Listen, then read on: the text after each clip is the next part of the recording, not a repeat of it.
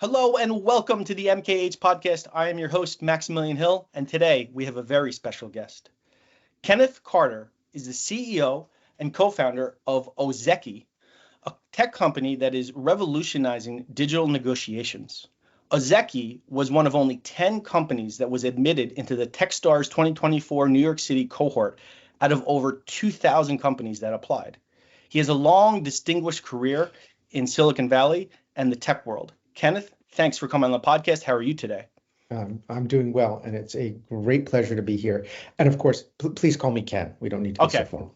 Call you Ken. So Ken, we had a wonderful chat with your co-founder, Ivan Asanov. He's a really bright guy, and He's he the had smart one. a lot of great things to say about you. And he's really excited about Ozeki, which was founded this year. So tell me a little bit more about what's happening at Ozeki. Yeah, so Ozeki comes out of my work as general counsel over the last decade. And what I saw was a sort of mismatch between what sales teams were doing and what legal teams are doing. If you look at a well-run sales team, they create a repeatable motion to go to market. How do they qualify customers? How do they get them through the funnel, through the pipeline, and ultimately to paying customers? And if you look at what legal's doing, it is not a repeatable process. It's let me think about this. Let me just take a run at the other guy and see how I can get what I can get in the contract. And that's actually some pretty sloppy lawyering, right? If you want to help your business scale, you need to take the negotiations piece and just treat that as part of the sales process. And at both at Cloudflare and at Bitmovin, we were able to collapse the legal portion of the sales cycle from weeks to days. And that's a real change in the way you're driving top line revenue. Wow, weeks to days. And as we all know, time is money. So absolutely huge efficiency savings and just the speed of business exactly. accelerated. Exactly. And it's not just getting deals done. It's getting high quality revenue, right? You can close any contract. You might have to take crazy, insane terms to satisfy the other. Well, that's not high quality revenue.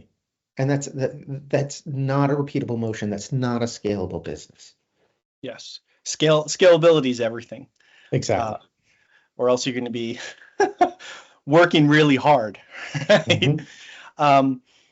So one of the things I'm always interested in is learning about like the origin story and how the idea was born. So tell me a little bit more about the idea of Ozeki and the process that you go through when you're evaluating ideas.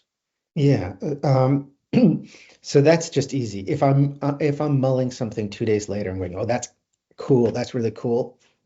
I spend more time with the idea because it's the inner part of my mind telling the outer part of my mind I'm onto something. As for Ozeki, as I mentioned, it comes directly out of my work to make the sales cycle all sales and no legal. But I've been asked, where did you get the idea for the company? And I spent a lot of time thinking about it. And the earliest idea for the company is a negotiations practice experience that I did in business school. So when I was doing my MBA, I took a negotiations course. The professor was a woman by the name of Elke Weber. She's fantastic. She's actually a PhD. Psychologist. So there was a lot of thinking and a lot of mindfulness that went into the negotiations that she was teaching.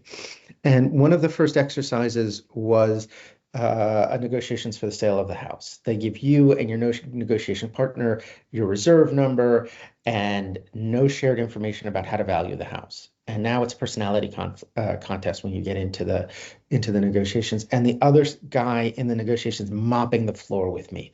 I am losing. Not getting in a word edgewise. He's controlling the conversation. I said, well, if this goes on, I'm going to lose this negotiations. I have to change the game. And I said, I have a great idea. We're just haggling over price. You write down your reserve price. I'll write down my BATNA. We'll exchange Post-it notes. And if we have overlap, we'll split the overlap 50-50. If we don't have overlap, we're done. And then something really cool happened. We exchanged the exact same number. And so we wrote down what we agreed to the price and we turned it into the professor, and we had 40 minutes left to do nothing. We get to the second 45 minutes of the class, we get to the debrief, and we find out that there are three sets of groups. One group has overlap. They usually get to a deal, but not always. One group has no overlap. They can't. They spend all day negotiating. They can't get to a number. And then there's groups like us that had one number of overlap. And in all the years she had been teaching the class, the professor hadn't seen that our group get to a number. And so I figured it was really onto something that everybody went in negotiations just holds back just a little bit. And if they can reveal in confidence their exact preference and match that blindly to the other, double blind to the other side, you can get a better outcome. That's really cool. I think negotiation is something that so many people in my audience, many people I feel like don't feel comfortable negotiating. So you did your MBA at Columbia Business School, very impressive. Thank you. What are maybe 2 tips that you can give to students who want to be better negotiators when they're trying to negotiate an offer? Because one thing I've learned as a former financial analyst, someone who is managing a budget for, or helping manage a budget for a very large corporation, what is maybe 1 or 2 tips that you could give to students who are trying to negotiate a job offer? Because let's face it, people don't get what they deserve, they get what they negotiate. Yeah. So the first tip is shut up and listen. Okay. Right. Listen to what the other side's telling you and ask them questions, because you can then see, okay, this is their issue. This is what's troubling them. And I've had negotiations go like, if I hear you right, you don't have a problem with this clause. You have a problem with this word. And if I change this one word, does that solve your problem? And I only got that because I heard the voice in my head saying, Carter, shut up and listen to the other side. The other thing is don't be afraid that you're going to be taken advantage of. And I think that's a real hesitation for people starting negotiations. Oh my God, I'm going to lose. So you never start. And the right way of compensating for that is A, figure out what you want in advance. And B, if it's something you haven't seen, take a pause and say, and this is really easy for a lawyer, I have to check with my client. I have to think about that. And now one of the reasons why Ozeki exists is it's actually too complicated to do all of that in your head. Like, I will give you up this thing to get you that thing, and we're just trading horses here. So if you can have a computer manage that complexity and optimize for what you want, that will help you become a super negotiator. Yeah, very cool. Very interesting stuff. Thank you. So you've had a very distinguished career in tech. You grew up in New York, in and around New York. Yeah. Okay. The finance capital of the world, and you've spent many years now in San Francisco and Silicon Valley. So 2 very prominent cities in the business and tech world. Tell me a little bit about the differences, both good and bad. Yeah, the biggest difference between New York and San Francisco is the traffic. Yeah. Right? Yeah, you got bumper to bumper gridlock here and then sitting on the highway there. No, I joke. New York was always sort of an up and coming tech capital. And I think about 15, 20 years ago, I really decided that I wanted to be in San Francisco because that's, Silicon Valley. It's it's where Google, Facebook, and all those cool and interesting companies are. And now I'm back in New York for 3 months, but as part of the Techstars program. And New York is very much like we want to be a tech capital too. And there are a lot more events. A lot of people are warm and inviting. I was in fact just up at Columbia for a Lang Center event last night on the startup ecosystem here in New York. And so I think it's less established, but easier to permeate, easier to get into. Tell me a little bit more about Techstars New York City. How has your experience been with this group? Yep. Yeah, it's been a wonderful experience. And in part, I came into the program going like, I have an MBA. Why do I need another, And what it's really done is help me focus and get better at being CEO. And I have, my last 2 jobs were general counsel. And the CEO role is very different than the general counsel. And so retraining to do that, retraining to get really good at fundraising and running the business and explaining what the product is and figuring out product market fit. It's really moved the needle for us.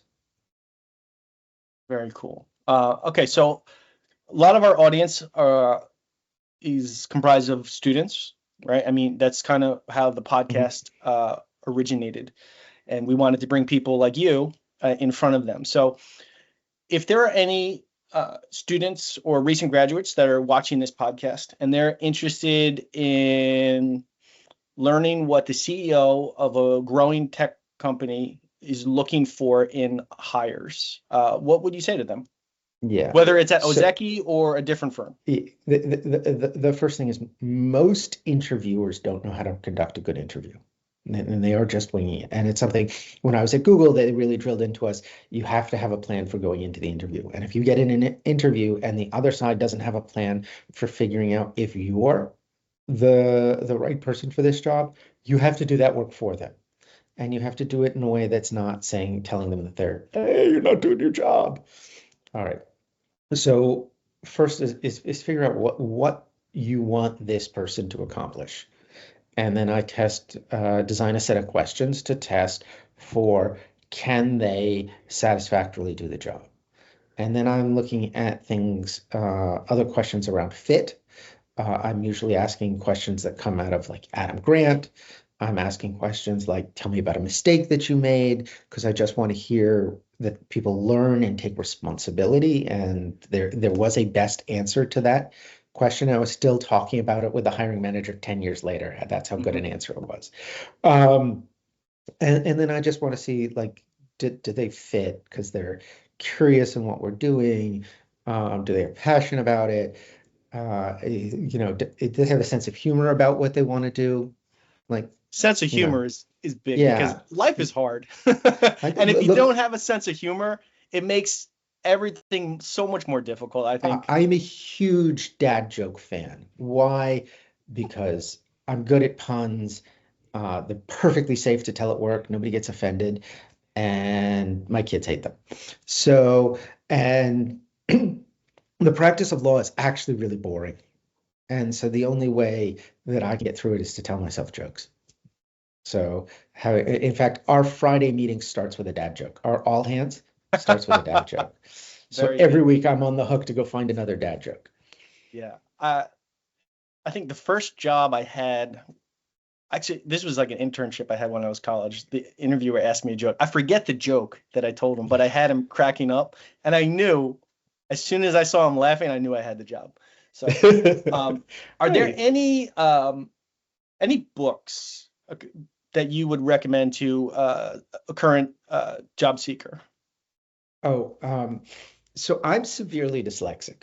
And that's, in fact, one of the reasons why Ozeki exists, is because I use technology to compensate.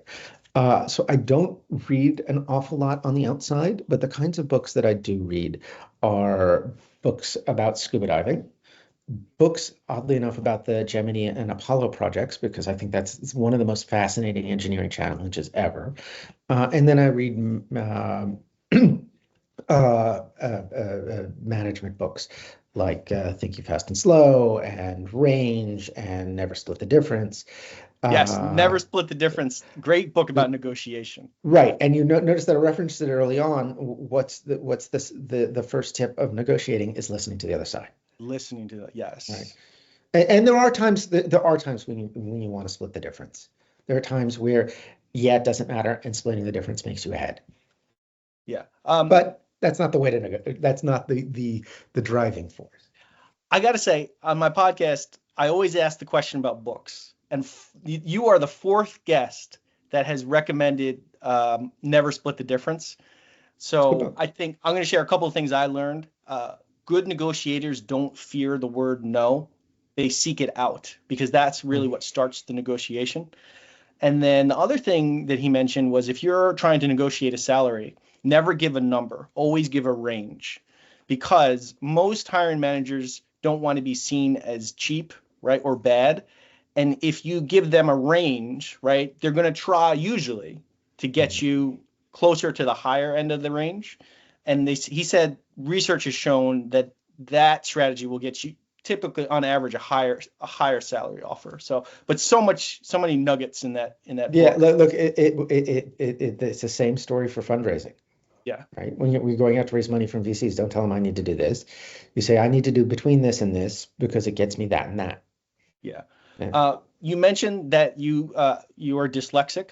hmm So tell me about that. I think for someone who's dyslexic to have the career that you had is pretty incredible, right? Thank you. It's awesome. I Thank mean, you. one of the things I've learned in my life and career is that everyone struggles, right? What you see externally, if someone's achieving, great success in their career, whether it's financial or, changing the world or contributing to the community, it's often um, the result of years of struggle, right, internally that you don't see. I know I had one of the professors I respected the most in college was dyslexic and had a wonderful career. So tell me about how that made things difficult for you and how you overcame it. Yeah, so a couple of things. First, I'm not just dyslexic. I have dyslexia, dyscalculia, and ADD. So I hit the learning disability trifecta. Um, and in 1979, my parents bought me a Texas Instruments Speak and Spell, which actually started my journey in tech. And it taught me how to spell because I couldn't spell as a fourth grader. So I've always relied on technology. In 1982, we had a Commodore 64 and then an IBM 8086, and I was using those to organize my writing in a way in which I couldn't do on paper. And in fact, the technologies that I developed for my clients to negotiate contracts were always because if I'm typing in the contract, there's going to be a typo in it. And so let's automate all of that process. Computers are very good at, once you get them set up, not making typos. And just, I guess, one last point of reflection, because I'm dyscalculate, which is ADD for math, I can't do arithmetic very well. I always thought I was bad at math. And then I got to business school and I realized actually I'm very good at math. I just can't do arithmetic. So if I can use the computer to do the arithmetic for me, I can do some pretty sophisticated math. And if you look back at some of my publications from the 2010s, um, I'm using some pretty sophisticated math to test public policy hypotheses. And it dawned on me that my learning disabilities were an advantage because I see the world differently than everyone else. And that gives me the ability to bring in random disparate bits of information and ways of doing things to get answers that are not obvious to most people. And then I just have the computer do the math and Yeah. proofread. And I think, first of all, that's pretty incredible. And I think, the technology has gotten so good. Mhm. You don't need to be a math genius. You can No, leverage you, technology to be a you, partner in your you, career and whatever work you do. Yeah. you need to be a math genius, but you don't need to be good at arithmetic. Yeah. So you don't have to do the calculations, but you have to understand what these Yes. concepts are and how to use them. You mentioned scuba diving, and I came across your LinkedIn profile. You have a wonderful LinkedIn profile. Thank Uh, you. I know we tried to promote building out LinkedIn profiles for our students because it's such a powerful tool to get noticed and to really connect with people and start conversations. So tell me about scuba diving. Yeah, I have wanted to be a scuba diver since I was in kindergarten. And it's just something that I do. It's something that I'm passionate about. Um, I love being in the ocean. I call myself a local diver. Wherever I have lived, I've gone scuba diving locally, whether it's just a lake or in the ocean. Um, I prefer to do that than travel diving. I haven't done a lot of that in my life because I like my scuba diving to be something I do with friends on the weekend. Very cool. If you had a billboard in Manhattan overlooking a major highway and it could say anything in 10 words or less, what would it say?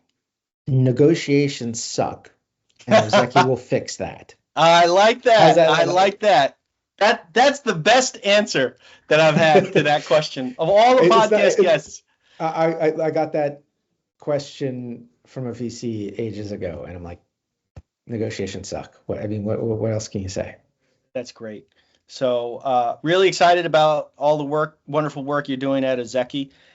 If someone in our audience wanted to connect with you, what is the best way for them to get in touch with you? I'm on LinkedIn. Okay. That's the easiest way. And if people want to learn more about Ozeki, what is the website that they should go to? It's ozeki.ai. Ozeki.ai.